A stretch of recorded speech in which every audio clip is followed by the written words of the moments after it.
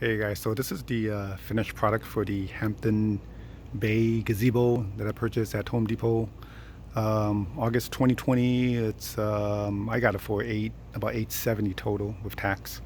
So it's a pretty good deal, and I think it's pretty solid. It'll last many years. It's all metal construction. It's 10 foot by 10 foot, and comes with mosquito netting. So this is the final assembly. This is the way it should look like when you're done.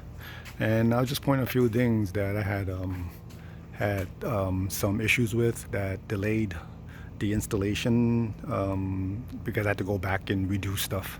So the first part is so basically the posts here. That's the first thing you put in, and then you would assemble the lintels, which is multiple pieces. There's two main pieces plus the middle piece that attaches. Um, this top portion you can do first because you can do that. You could put the whole assembly up on top afterwards. So the first thing I missed on the top assembly is the very edging. I believe that was the part Q3. I had the whole thing assembled and then I missed the edging, so I had to go and climb up on the top and take all these pieces back off and reverse back, put the edgings back on, and put these back on. So that probably took me 30 minutes just to redo.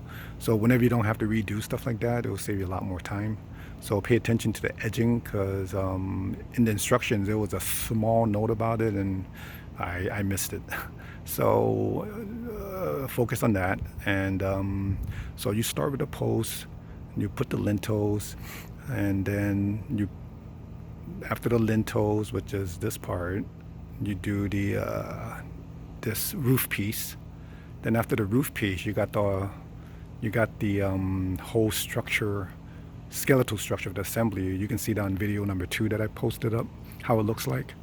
And then after that, you will climb up and put on this top roof piece because that has nothing to do with this piece because you can put this piece afterwards.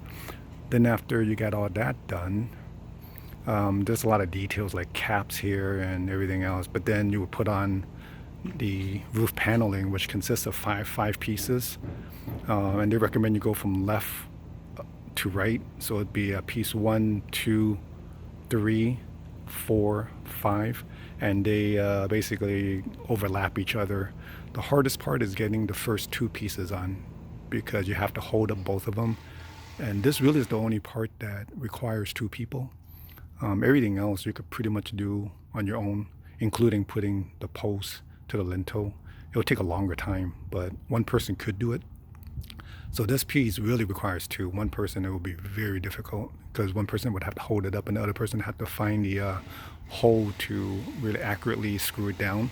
But after you got the first 2 pieces on, the rest are pretty easy because these 2 pieces are held in and the rest can be put in easier in place because this one's already held in.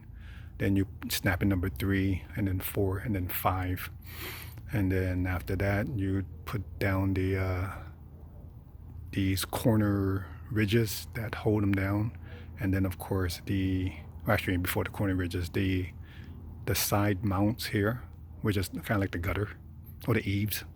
And that holds up the roof. And then the sidebars to cover it up on the edges. So like I said on the lintel, I mentioned already before in the other video, when I was doing this, that was the other mistake where over here, up here, you can't see the holes now because I covered it up, but there were 4 holes. Make sure the bigger holes are on the outside and the smaller holes on the inside. And make sure the screw is on the top. There's no screw in the bottom here, but there's one on the top. And that's to hold this corner piece in place. When you screw it down, you won't see the screw in the bottom. And over here in the middle piece, there's 4 screws here, and inside there's 2 bars. It's a part E that will hold these pieces together, and the connector piece for the roof has to face inwards. And that part I also had to redo, which took me probably an hour to revert. Besides that, the third mistake I made, which didn't take too much time to redo, was I didn't notice these mosquito nets had had the clips on, and that made it so easy to put on. We actually first put on on the rod with the what is called the actual material cord piece under the rod. It fitted, but it was tight. Then I realized it came with these clips at the end, and that was so much easier, and it made it slide a lot easier. And yeah, just remember those little details, and it's going to save you a lot of time there.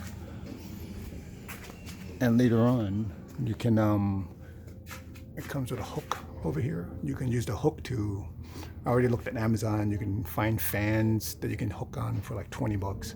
That just plugs into an outlet or a light. So that makes it pretty convenient to hook something on and enjoy your gazebo. And let me back up and you can see the overall structure again. Yeah, so on and all, it's a nice gazebo, and I hope this video helps save you some time in your installation. And yeah, go ahead and go, and I would recommend it.